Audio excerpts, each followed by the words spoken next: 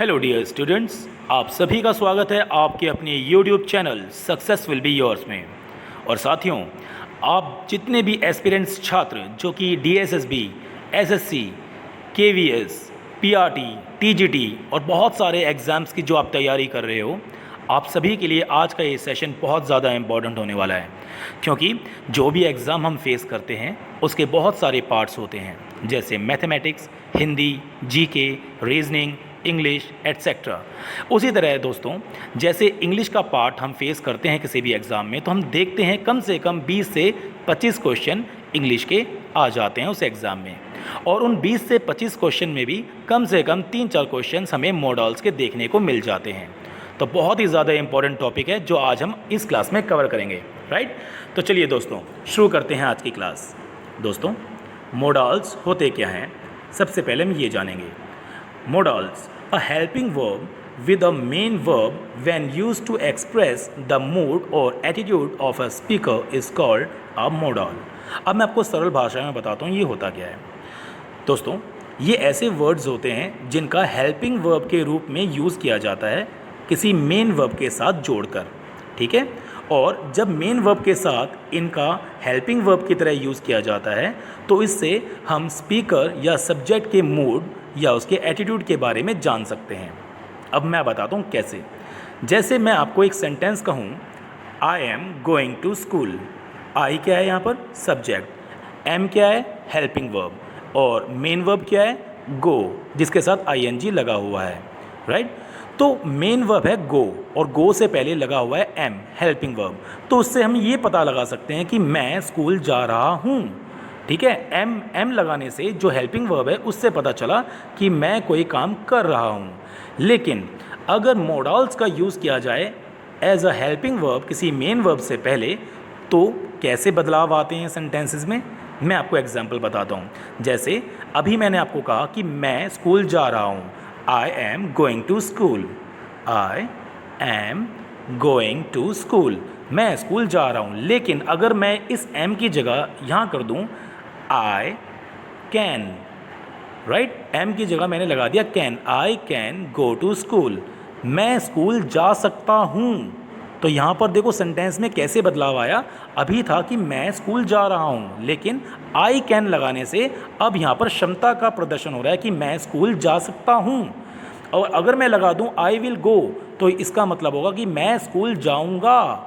तो देखिए सेंटेंसेस में हमारे मूड और हमारे एटीट्यूड का पता चलता है, सब्जेक्ट के एटीट्यूड का पता चलता है कि वो क्या करने जा रहा है।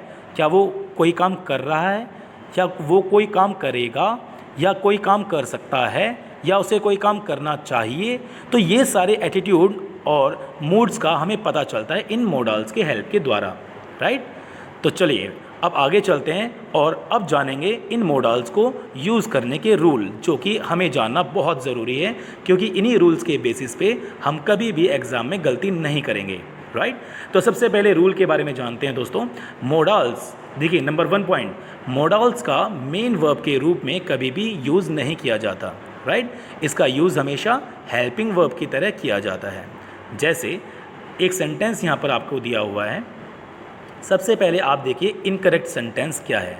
इनकरेक्ट सेंटेंस में दिया हुआ है आपको I will you my notes. I will you my notes. देखिए यहाँ पर विल एक मॉडल है, लेकिन इस मॉडल का यूज़ कैसे किया गया? I will you my notes. यहाँ पर कोई मेन वर्ब नहीं है। इस मॉडल के बाद, विल के बाद कोई मेन वर्ब तो है ही नहीं। तो ऐसे में इसका मेन वर्ब की तरह इसका यूज़ नहीं किया जा सकता। इसका यूज़ कैसे किया जाएगा? इसका यूज़ किया जाएगा एज अ हेल्पिंग वर्ब, जैसे कि I will land you my notes. मैं तुम्हें अपने नोट्स उधार दूंगा।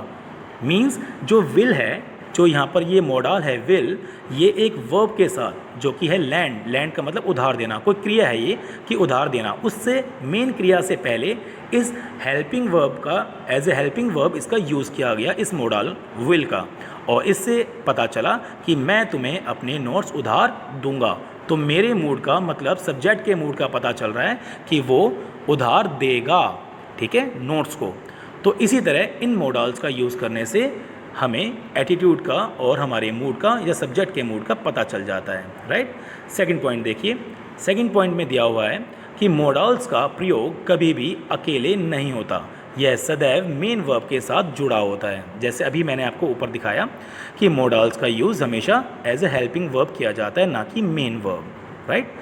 थर्ड पॉइंट देखिए, मोडल्स कभी भी सब्जेक्ट के नंबर, जेंडर या पर्सन के अनुसार नहीं बदलते। दोस्तों बहुत इंपॉर्टेंट पॉइंट है, ये आपको समझना चाहिए कि सब्जेक्ट चाहे कोई भी हो, सब्जेक्ट चाहे आई हो, ही हो, शी हो, दे हो, मतलब चाहे तो सब्जेक्ट मैं हूँ, चाहे वो कोई दूसरा लड़का है, चाहे वो कोई लड़की है, चाहे वो बहुत सारे लोग हैं, उनके साथ अगर हेल्पिंग वर्ब की तरह किसी मोडल का यूज़ हम यहाँ पर कर रहे हैं। जैसे फर्स्ट सेंटेंस देखिए आप, फर्स्ट सेंटेंस में दिया हुआ है I can climb up a tree, मैं पेड़ पर चढ़ सकता हूँ। आई सब्जेक्ट है और वर्ब क्या है, क्लाइम, चढ़ना। लेकिन इस मेन वर्ब से पहले जो मोडल का यूज़ किया गया है वो है कैन, जिसकी वजह से इस सेंटेंस का अर्थ निकलता है कि मैं पेड़ पर चढ़ सकता हूँ। लेकिन यदि सब्जेक्ट चेंज कर दिया जाए, मैं की जगह मैं वह कर दूँ, तो उसके लिए भी देखो सेंटेंस क्या बनता है दोस्तों, he can climb up a tree, वह पेड़ पर चढ़ सकता है। लड़की के लिए she can climb up a tree, वो लड़की भी पेड़ पर चढ़ सकती है। मतलब सब्जेक्ट चाहे कोई भी हो, जेंडर कोई भी हो, मेल हो, फीमेल हो, कितने भी नंबर हो उसके सब्जेक्ट के, चाहे वो सिंगुलर हो, प्लूरल हो, कोई फ़र्क नहीं पड़ता, क्योंकि मोडल्स हमेशा सेम रहता है। जैसे हर सेंटेंस में आप देखिए सबके साथ कैन का यूज़ इजीली किया गया है, राइट। तो दोस्तों बहुत इंपॉर्टेंट पॉइंट था जो अभी मैंने आपके सामने क्लियर किया। अब देखिए फोर्थ पॉइंट, क्वेश्चन टैग्स में भी मोडल्स स्वतंत्र रहते हैं। जैसे एक सेंटेंस है जिसे क्वेश्चन टैग जिसमें लगा हुआ है, जैसे कि उसमें दिया हुआ है यू शुडंट या you should never tell a lie, तुम्हें कभी झूठ नहीं बोलना चाहिए। शुड यू, क्या तुम बोलना चाहिए तुम्हें, है ना। सेंटेंस जो क्वेश्चन टैग वाले होते हैं वो ऐसे ही होते हैं कि तुम्हें झूठ नहीं बोलना चाहिए, क्या सच में बोलना चाहिए। तो जैसे पहले नेगेटिव सेंटेंस होता है और जब क्वेश्चन टैग लगाते हैं तो वो पॉजिटिव होता है, लेकिन उस पॉजिटिव टैग में भी देखिए इस शुड का यूज़ कैसे किया गया, बिल्कुल फ्रीली, बिल्कुल स्वतंत्र रूप से इसका यूज़ किया गया है। और ये एक छोटा सा फ्रेज़ बन जाता है जो पूर्ण रूप से स्वतंत्र है और अपने लिए खुद को एक्सप्रेस कर पा रहा है एक पूरे सेंटेंस के तौर पर। ठीक है, लिखा तो गया है शुड यू, लेकिन इससे एक पूरा सेंटेंस का भाव इसमें नज़र आ रहा है, राइट। पांचवा पॉइंट देखिए, मोडल्स के बाद हमेशा वर्ब की फर्स्ट फॉर्म का यूज़ होता है। बहुत इंपॉर्टेंट है दोस्तों, आपको ये जानना ज़रूरी है कि जब भी हम किसी मोडल का यूज़ करते हैं, जैसे सेंटेंस देखिए आप, सेंटेंस आपको दिया हुआ है I can drive a car. देखिए ये वाला सेंटेंस देखिए, पहले वाला I can drive a car, subject के बाद मोडल का यूज़ किया गया कैन, और जब इस मोडल का यूज़ किया गया तो वर्ब की फर्स्ट फॉर्म ड्राइव इसका यूज़ किया गया है ना। और दूसरा देखिए वर्ब, देखिए I could help you last year.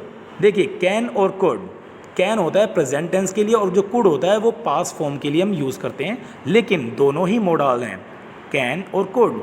लेकिन जब भी हमने मोडल का यूज़ किया, चाहे वो पास्ट फॉर्म वाले मोडल का, चाहे प्रेजेंट टेंस वाले मोडल का, लेकिन उस मोडल को यूज़ करने के बाद वर्ब की दोनों में फर्स्ट फॉर्म यूज़ की गई है, पहले में ड्राइव और दूसरे में हेल्प।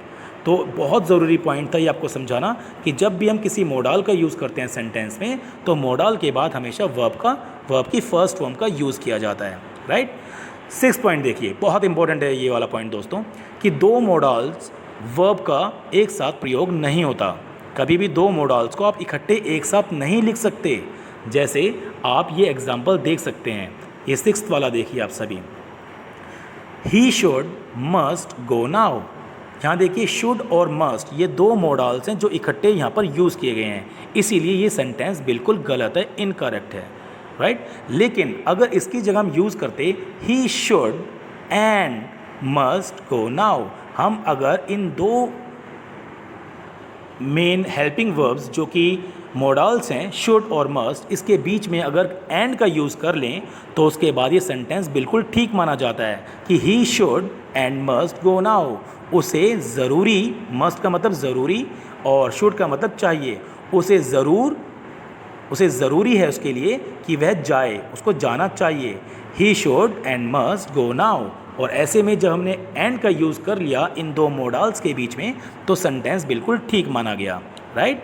इसी तरह देखिए सेवन्थ पॉइंट दोस्तों, सेवन्थ पॉइंट में आपको क्या बताया गया है कि जब प्राइमरी ऑक्सिलरी और एक मॉडल ऑक्सिलरी का प्रयोग एंड से जोड़कर किया जाता है, तो उनका एक ही मेन वर्ब के रूप में यदि उनका यूज़ किया जाए तो आवश्यकता अनुसार क्या होता है, दोनों ऑक्सिलरी के लिए मेन वर्ब के रूप में स्पष्ट कर देना चाहिए। दोस्तों थोड़ा सा कॉम्प्लिकेटेड है लेकिन मैं आपको ईजिली समझाना चाहता हूँ। देखिए जो पहला सेंटेंस है ही हैज़ डन, ये है प्राइमरी ऑक्सिलरी सेंटेंस है ही हैज़ डन। लेकिन इस प्राइमरी ऑक्सिलरी के बाद हमने एंड का यूज़ करके हमने इस मोडल का यूज़ किया है। जो मॉडल ऑक्सिलरी है will do a lot of work, उसने काम कर दिया है, वह काम कर चुका है और will do a lot of work, और बहुत सारा काम करेगा भी, है ना।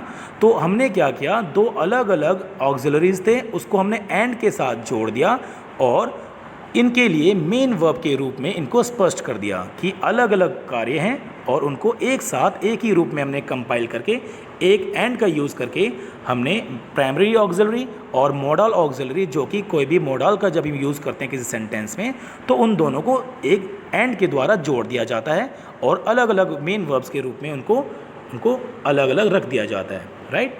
तो बहुत इंपॉर्टेंट था ये भी दोस्तों। अब आठवां देखिए। आठवां, जब दो सब्जेक्ट भिन्न भिन्न नंबर्स के हों और उनके साथ दो हेल्पिंग वर्ब्स टू बी और हैव आदि का प्रयोग हो तो सब्जेक्ट के लिए हेल्पिंग वर्ब्स का प्रयोग किया जाता है।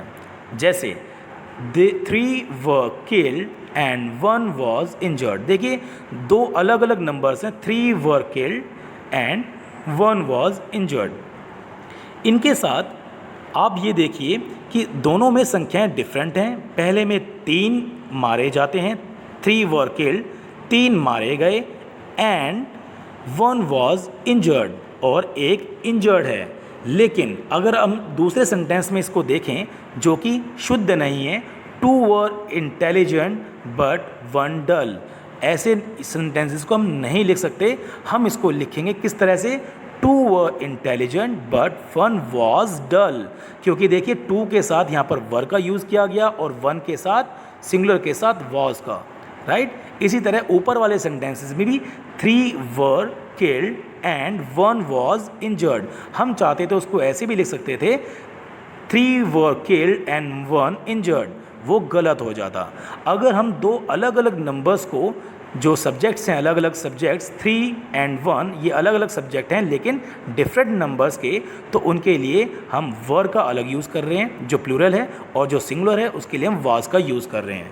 तो आपको बहुत ज़रूरी है ध्यान देना कि हमारे पास सब्जेक्ट क्या हैं और अगर अलग अलग नंबर्स के हैं तो उनके साथ हमें क्या यूज़ करना चाहिए, राइट। आगे चलते हैं।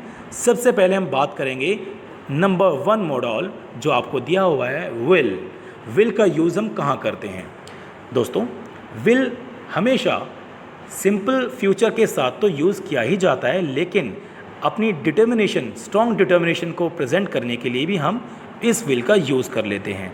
और किसी को डराने धमकाने में, किसी को थ्रेट करने में, अपनी इच्छा प्रकट करने में, विलिंगनेस में भी, और किसी को प्रॉमिस करने के लिए, अपना वादा करने के लिए भी हम इस विल का यूज़ कर सकते हैं। ये विल बहुत ही इंपॉर्टेंट मॉडल है दोस्तों। आइए सबके बारे में एक एक करके जानते हैं। जैसे सबसे पहले बात करते हैं सिंपल फ्यूचर में विल का यूज़ कैसे किया जाता है। दोस्तों जैसे आप सेंटेंस देखिए, he will work sincerely now, अब वह बहुत सिंसियरली काम करेगा। देखिए विल का यूज़ गा, करेगा, काम करेगा, तो यहाँ पर सेंटेंस फ्यूचर टेंस में आ गया, ठीक है। इस मॉडल का यूज़ हमने सिंपल फ्यूचर टेंस में कर दिया है। अगला देखिए, शी विल रिकवर सून, वो जल्दी ही ठीक हो जाएगी। विल रिकवर, ठीक हो जाएगी, मतलब सिंपल फ्यूचर की बात चल रही है। इसी तरह दोस्तों डिटर्मिनेशन की बात चलेगी। हम अपनी स्ट्रॉन्ग डिटर्मिनेशन किसी काम के प्रति दिखाने के लिए हम यहाँ यूज़ कर सकते हैं विल। जैसे we will pass the exam, हम एग्ज़ाम को ज़रूर पास करेंगे। ये हमारी डिटर्मिनेशन है, हमारी स्ट्रॉन्ग डिटर्मिनेशन है कि हम एग्ज़ाम को पास ज़रूर करेंगे। इसी तरह आई विल सक्सीड और क्विट, मतलब मैं ज़रूर सफलता प्राप्त करूंगा, ये भी डिटर्मिनेशन है, इसीलिए यहाँ पर हमने विल का प्रयोग यहाँ पर किया हुआ है, राइट। इसी तरह थर्ड में देखिए दोस्तों, थर्ड में विल हैबिट इन प्रेजेंट को प्रकट करता है। जैसे कोई हैबिट हमारी है जो कि प्रेजेंट में है, जैसे she will talk about films only, यार वो तो हमेशा फिल्मों की बात ही करेगी, लेकिन हम बात कर रहे हैं प्रेजेंट में, लेकिन बोला कैसे हमने, यार वो तो दोस्तों वो तो फिल्मों के बारे में बात करेगी, हम बात अभी के बारे में कर रहे हैं प्रेजेंट में, लेकिन उसकी हैबिट क्या है, वो तो फिल्मों के बारे में ही बात करती है, बात करेगी, उसकी हैबिट है। तो वहाँ पर हमने हैबिट के उसको प्रेजेंट हैबिट को हमने वहाँ पर विल के साथ हमने यूज़ कर लिया। ठीक है। अब फोर्थ देखिए, फोर्थ में क्या है दोस्तों, थ्रेट, किसी को डराने धमकाने के लिए भी विल का यूज़ किया जा सकता है, जैसे आई विल किल यू। आपने बहुत बार ये डायलॉग भी सुना होगा फिल्मों में कि आई विल किल यू, मैं तुम्हें मार दूंगा। किसी को डराना धमकाना, उसके लिए भी विल का यूज़ किया जा सकता है। और दोस्तों पांचवा देखिए, विलिंगनेस, अपनी इच्छा को प्रकट करना, जैसे I will land you my notes, मैं तुम्हें अपना नोट्स देना चाहूँगा। और I will land the money you need, जब भी तुम्हें ज़रूरत हो मैं तुम्हें पैसे देना चाहूँगा, ये मेरी विलिंगनेस है। राइट। इसी तरह 6 देखिए दोस्तों, प्रॉमिस, जब हम किसी को प्रॉमिस करते हैं या कोई वादा करते हैं तो भी हम विल का यूज़ कर सकते हैं, जैसे I will repay your loan next month, मैं तुम्हें वादा करता हूँ कि अगले महीने मैं तुम्हारे लोन को रीपे कर दूंगा। या फिर I will return your book next week, मैं अगले हफ्ते ज़रूर तुम्हारी ये बुक वापस कर दूंगा। ये प्रॉमिस है एक तरह का, जो यहाँ पर विल के साथ इसका यूज़ करके किया जाता है। राइट। तो दोस्तों बहुत ही इंपॉर्टेंट सेशन था, और बाकी के बचे हुए मॉडल्स का हम नेक्स्ट क्लास में उसको कवर करने का प्रयास करेंगे। दोस्तों मुझे उम्मीद है कि आपकी आज ये वाली क्लास आपको बहुत अच्छी लगी होगी और बहुत अच्छे से आपको समझ भी आई होगी। दोस्तों इम्पॉर्टेंट सब कुछ है, लेकिन मुश्किल कुछ भी नहीं है। आपके सर हैं आपके साथ, याद रखना हमेशा। थैंक यू वेरी मच दोस्तों, जो आपने अपना कीमती और वैल्यूएबल वक्त दिया आज के इस कंटेंट को देखने में और इस वीडियो को समझने में। दोस्तों मेहनत करते रहिए, सफलता ज़रूर आपके कदम छुएगी। और बच्चों, success will be yours definitely. Thank you so much दोस्तों।